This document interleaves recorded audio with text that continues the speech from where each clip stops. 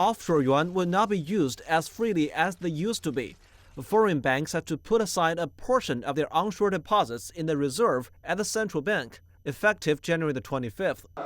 The People's Bank of China said this required ratio will be raised from its current zero deposit.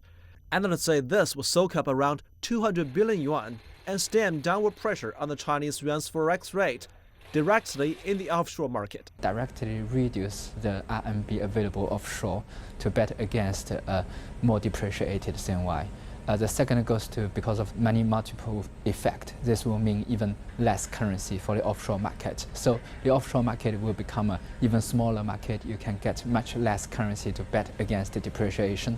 The market has spoken for itself after the central bank released a new ruling 1 week ago. Offshore yuan has rapidly shot back from its record lows, shrinking the gap between onshore and offshore rates to a more sustainable level. What you have in the offshore market is actually reducing the currency over here. Also, you have to exclude the daily normal export and import use of the currency. So what's left for speculation has been decreased.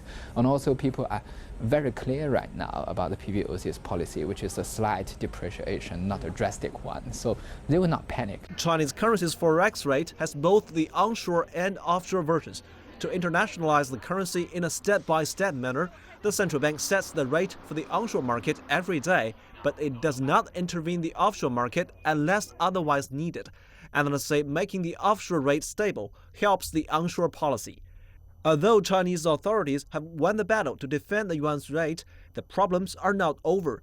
On one hand, we squashed the volatility in the spot market, but then at the same time, the volatility in the forward market sort of spurred up. So it's difficult because, the market has its own mind and the market is trying to capitalize on the yuan depreciation, which basically is a derivative theme from Chinese growth slowdown.